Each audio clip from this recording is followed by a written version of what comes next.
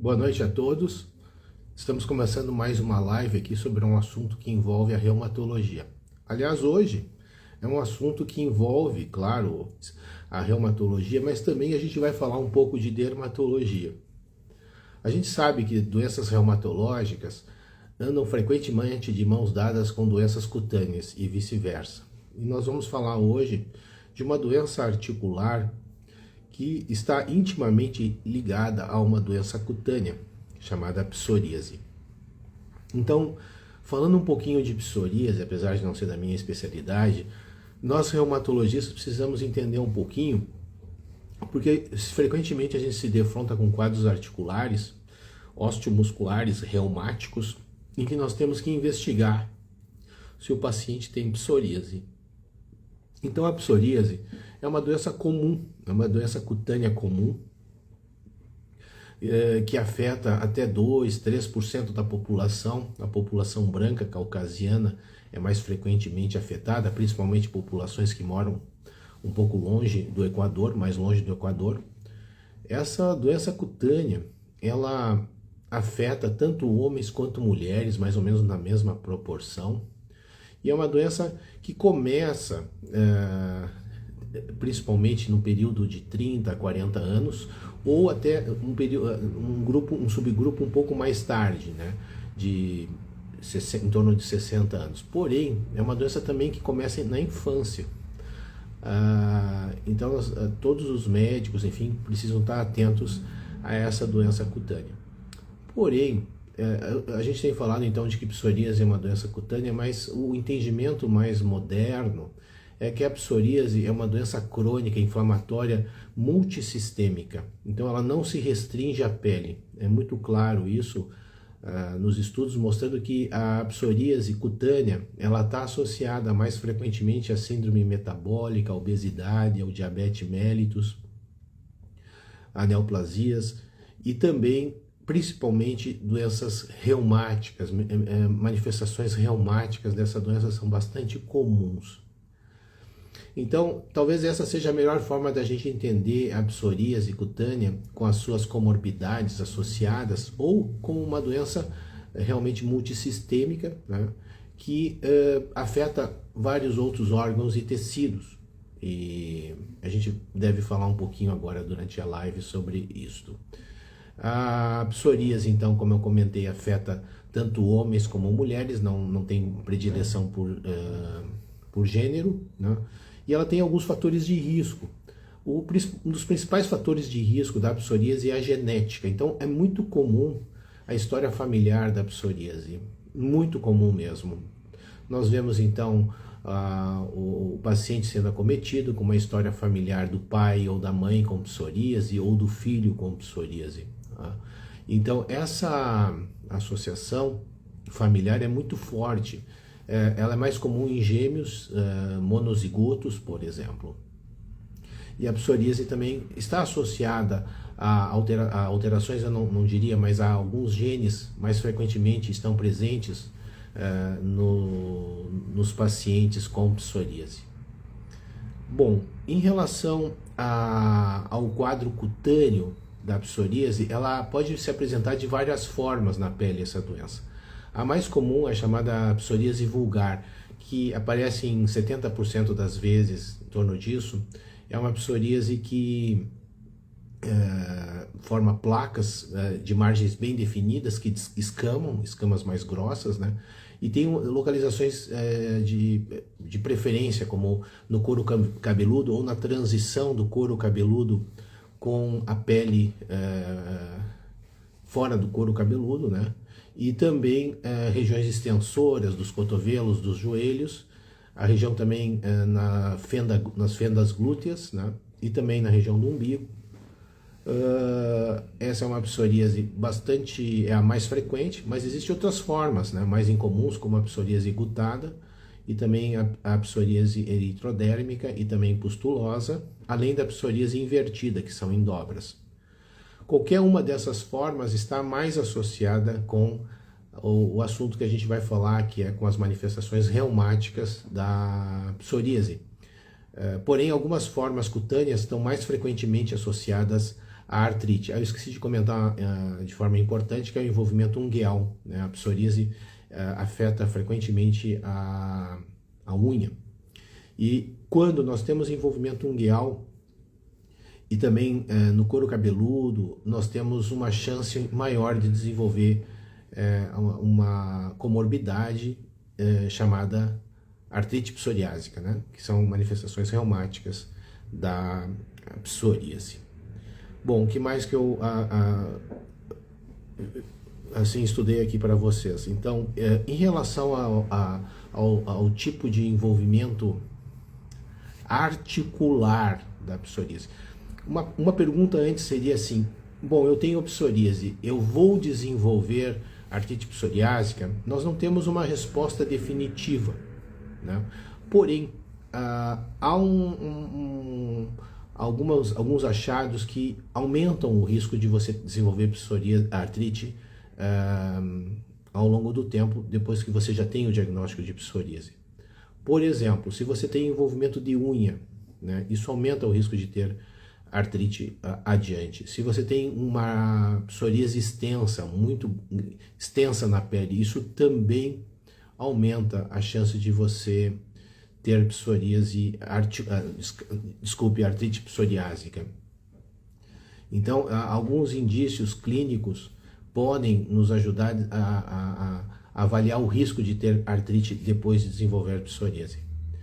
Bom, mas nós não temos ainda certeza. Quantos % das pessoas desenvolverão artrite psoriásica, né, das que têm psoríase? Então, vamos dizer, de cada 100 pacientes com psoríase, em torno de 25%, os estudos variam um pouco, desenvolverão uma artrite psoriásica clinicamente, que pode ser significativa ou mais leve, né? Aliás, essa é uma doença com bastante heterogeneidade, né?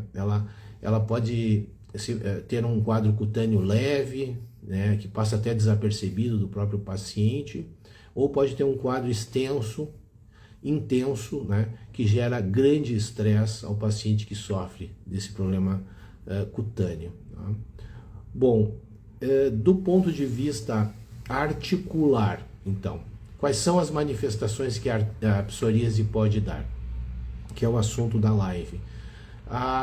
Nós chamamos isso de artrite psoriásica, que é uma artrite que acompanha a psoríase. Usualmente o paciente já tem psoríase e depois de alguns anos ele desenvolve a artrite psoriásica, mas raramente ele desenvolve primeiro a artrite antes do quadro cutâneo, o que dificulta um pouco o diagnóstico, sim. Mas alguns achados podem nos ajudar, como por exemplo a história familiar de ter psoríase, o quadro articular mais característico, que nós vamos falar logo adiante, pode sugerir que o paciente tenha hoje artrite, e você pode assim imaginar, ou até mesmo fazer diagnóstico, dependendo do contexto clínico, de artrite psoriásica, mesmo sem psoríase. Existe essa possibilidade. Mas usualmente o paciente já tem psoríase e depois ele desenvolve artrite. E um grupo assim, de torno de 15% desenvolvem a doença ao mesmo tempo, o quadro cutâneo e o quadro articular junto. Tá? Então essa são as formas de início da artrite psoriásica relacionado à psoríase. E esse envolvimento articular, ele pode ser de várias formas. Então, a artrite psoriásica, ela pode se apresentar para nós com poucas articulações envolvidas, menos de 5, que nós chamamos de oligoartrite, ou ela pode se apresentar também como uma poliartrite simétrica, semelhante à artrite reumatoide, bastante semelhante à artrite reumatoide. Ela pode também se apresentar com envolvimento predominantemente das interfalangianas distais, com dor, inchaço e vermelhidão nessas juntas aqui. Ela pode também se apresentar com um quadro articular mais grave, chamado artrite mutilante, né? E também, uma quinta apresentação, seria um envolvimento mais do esqueleto axial, como por exemplo, o envolvimento da coluna, das articulações da coluna, das sacroiliacas. Então, essas artrites são as formas mais comuns de apresentação da artrite psoriásica. Lembrar que um mesmo paciente ele pode ter manifestações misturadas. Por exemplo, eu posso ter um paciente com envolvimento da interfalangiana distal ou das interfalangianas distais, do envolvimento da coluna, né? Então, as manifestações sim não são tão rígidas, né? E o paciente pode apresentar um misto de manifestações. A artrite psoriásica trata-se de uma doença crônica, né, de tratamento a longo prazo. E o início costuma ser insidioso. O paciente assim não diz, começou tal dia. Ele diz, olha, começou faz, sei lá, 2 meses, 3 meses, 5 meses, 6 meses, 1 ano. Ele não lembra claramente o dia que começou, né? E tem uma evolução crônica. Em relação a esse quadro articular, então, nós temos, de novo, usar a palavra heterogeneidade intensa, várias manifestações articulares, e existem algumas manifestações periarticulares muito características da artrite psoriásica, que é a entesite, que é a inflamação onde os tendões se inserem no osso. Então é comum os pacientes com artrite psoriásica apresentarem também dores no calcanhar, né? Dores também na região dos cotovelos e dores também na região da pelve, da bacia, que são locais onde nós temos tendões se inserindo no osso nessas regiões, né? Então as entesites são características dessa doença, e também o que nós chamamos de dedo em salsicha, ou um nome médico chamado dactilite, que é um dedo inchadinho, né? Lembra até uma salsicha, em que nesse caso tanto a articulação, tá, quanto os tendões, as bainhas tendíneas ficam envolvidas e o dedo todo parece inchadinho, gordinho, né? Comparando-se com os outros dedos. Então essa dactilite é muito sugestiva de artrite psoriásica ou artrite reativa. Mais raramente os pacientes podem se apresentar com um edema com depressão na mão ou no pé, né? Lembrando às vezes até uma celulite, e então isso é uma manifestação mais rara, mas também descrita da artrite psoriásica. Então acredito que, resumindo assim, lembrar que quem tem psoríase tem que estar mais atento às manifestações osteoarticulares, né, que não são raras. O médico também que está atendendo pacientes com artrite, com queixas osteomusculares, também deve estar atento para saber se o paciente tem psoríase, né? Então, isso é muito importante, os pacientes que sofrem de psoríase relatarem aos seus médicos que atendem, tanto o dermatologista, quanto às vezes vai no ortopedista também por uma dor, lembrar os colegas que você tem psoríase e ver se há uma associação daquela dor com a artrite psoriásica, né? Isso é um recado importante aí que deve ser difundido. Bom, do ponto de vista laboratorial, não há muitos exames assim, não há um exame definitivo que diga que o nosso paciente tem artrite psoriásica. O que a gente tem é normalmente, em alguns pacientes você tem provas inflamatórias elevadas, o VHS, a PCR, e tipicamente esses pacientes têm o fator reumatoide negativo, né? Então eles são chamados eles fazem parte de um grupo chamado de espondiloartrites, ou antigamente chamado de espondiloartropatias soronegativas, porque o fator reumatoide era negativo. Não há um exame laboratorial que diga que o paciente tem artrite psoriásica, né? Realmente é um conjunto de dados clínicos principais, da história e do exame físico. O laboratório ajuda para também descartar outras doenças que imitam a artrite psoriásica. Eu tive algumas perguntas antes dessa live sobre esse assunto, e aí foi me passado essas perguntas, e eu queria então responder essas perguntas, dentro do que for possível, enfim, dentro daquilo que eu pude entender nessas perguntas. A primeira pergunta é se a psoríase aparece mais no frio ou no calor. Eu imagino que seja daí o quadro cutâneo, né? Então nós sabemos que a psoríase ela piora normalmente em estações com menos exposição solar, né? Então nas estações mais frias a tendência da psoríase é piorar, tá? O quadro cutâneo, e normalmente no calor, na exposição solar com calor, ela tende a melhorar.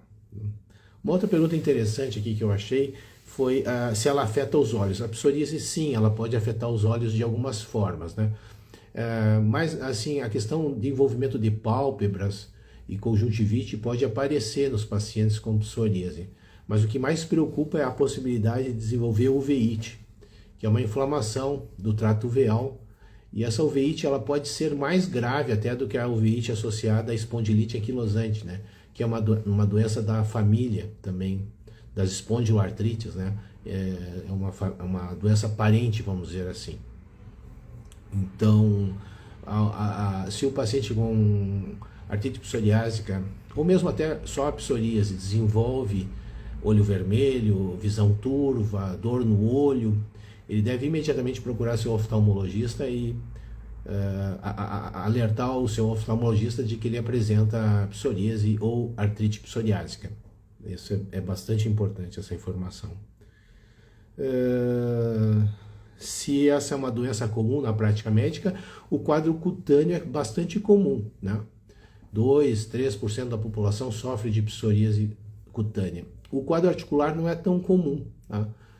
Afeta normalmente 1 a 2 casos por 1000 pessoas, a prevalência da artrite psoriásica. Mas não se trata de doença rara e é uma causa comum de dor musculoesquelética e é uma causa comum de consultas em ambulatórios e consultórios reumatológicos. Então não se trata de uma raridade, de algo assim que não se veja até com uma certa frequência. Mas também não dá para dizer que é uma doença comum, né? Ela sim, uma outra pergunta é se pode causar dores. Então, aqui um recado importante: se você tem psoríase, tá, e começa a desenvolver dores no corpo, há várias causas, né, de dores no corpo, desde causas simples relacionadas ao trabalho, a doença degenerativa também, articular, e aos reumatismos, né? E se você inflamatórios, mas se você tem psoríase, tem que ficar atento porque uma queixa osteoarticular pode significar a associação de psoríase com artrite psoriásica, né? E você deve comunicar ao seu dermatologista e também o médico que você procurar para investigar essas dores, alertá-los de que você tem psoríase. Quais são os sintomas da artrite psoriásica? Eles são os mais variáveis, né? Já comentei, ele pode dar inúmeras manifestações, pode imitar artrite reumatoide. E uma coisa interessante que acabei lembrando agora de comentar é que às vezes ele se apresenta de um jeito, por exemplo, se apresenta com poucas articulações envolvidas. 2, 3 articulações envolvidas durante alguns meses e depois, não tratada e com a evolução da doença, começa a afetar mais e mais articulações. A gente chama isso de uma transição de uma artrite oligoarticular, que é menos de 5 articulações, para uma artrite poliarticular, que é mais de 5 articulações envolvidas. Então essa transição pode ocorrer. Ou às vezes o paciente não apresenta envolvimento do esqueleto axial, que seria dor nas costas, dor nas sacroiliacas, dor na coluna cervical, né? Dor no gradeado costal, mas com o passar dos anos ele acaba desenvolvendo isso.